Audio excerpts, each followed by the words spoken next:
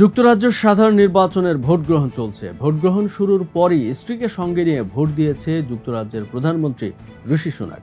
তিনি এবং তার স্ত্রী অক্ষতা মূর্তি সকাল 7:30টার দিকে নর্থাম্পটনের একটি গ্রামের হলে তাদের ভোট কেন্দ্রে ভোটাধিকার প্রয়োগ করেন। বৃহস্পতিবার এই তথ্য জানিয়েছে ব্রিটিশ সংবাদ মাধ্যম বিবিসি। 4 জুলাই লন্ডনের স্থানীয় সময় সকাল 7টা থেকে রাত 10টা পর্যন্ত ভোট গ্রহণ অনুষ্ঠিত হয়।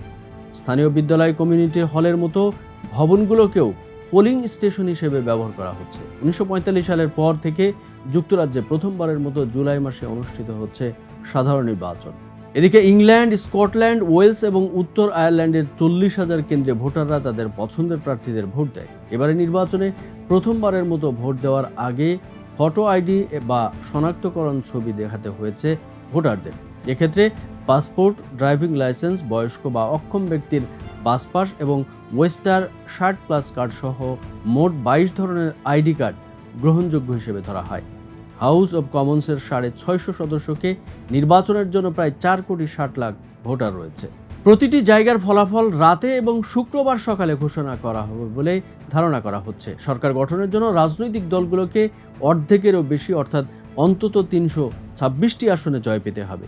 জনমত জরিপ অনুযায়ী 2021 সাল থেকে ঋষি সুনাকের কনজারভেটিভ পার্টির জনপ্রিয়তা অনেকটাই কমেছে। সার্ভেশনে নির্বাচন বিশ্লেষণে দেখা গেছে পার্লামেন্টের 650টি আসনের মধ্যে অন্তত 484টিতে জয় পাবে লেবার পার্টি, যা 1997 সালে টনি ব্লেয়ারের নেতৃত্বাধীন লেবার পার্টির 418টি আসনে জয়ের চেয়েও বেশি। সেবার ব্রিটেনের ইতিহাসে সর্বোচ্চ আসনে জয়ের অনন্য কীর্তি গড়েছিল লেবার পার্টি। অপরদিকে কনজারভেটিভ পার্টি মাত্র 64টি আসনে জয় পাবে বলে জানিয়েছে সংস্থাটি। যদি এই ধারণা সঠিক হয়, তাহলে 1834 সালে প্রতিষ্ঠিত কনজারভেটিভ পার্টি তাদের ইতিহাসে সবচেয়ে কম আসনে জয় পাওয়ার লজ্জায় পড়বে। এদিকে 4 জুলাই অনুষ্ঠিত যুক্তরাজ্যের জাতীয় নির্বাচনে ক্ষমতাসীন কনজারভেটিভ পার্টি, প্রধান বিরোধী দল লেবার পার্টি সহ অন্তত 8টি রাজনৈতিক দল এই নির্বাচনে প্রতিদ্বন্দ্বিতা করছে। নির্বাচনে প্রতিদ্বন্দ্বিতাকারী প্রতিটি রাজনৈতিক দল তাদের প্রার্থীদের তালিকায় রেখেছে এক বা একাধিক বাংলাদেশি বংশোদ্ভূত ব্রিটিশ নাগরিককে।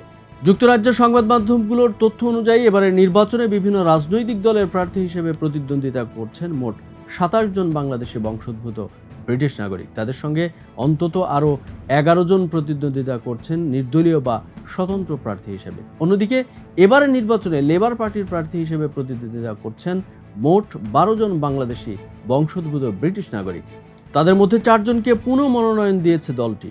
এরা হলেন রুশনারা আলী, রূপা হক, টিউলিপ সিদ্দিকী এবং আফসানা বেগম। বাকি 8 প্রার্থীর মধ্যে উল্লেখযোগ্য হলেন রুমি চৌধুরী, রাফিয়া আশরাফ, নুরুল হক আলী এবং নাজমুল হুসাইন। এছাড়াও ওয়ার্কার্স পার্টি অব ব্রিটেন হয়ে মোট 6 জন, ক্ষমতাসীন কনজারভেটিভ পার্টি থেকে 2 জন, পরিবেশবাদী রাজনৈতিক দল গ্রিন পার্টি থেকে 3 জন সহ reform party, liberal Democrats, socialist party এবং স্কটিশ ন্যাশনালিস্ট পার্টি থেকে 1 জন করে বাংলাদেশি বংশোদ্ভূত ব্রিটিশ নির্বাচনে প্রতিদ্বন্দ্বিতা করছেন।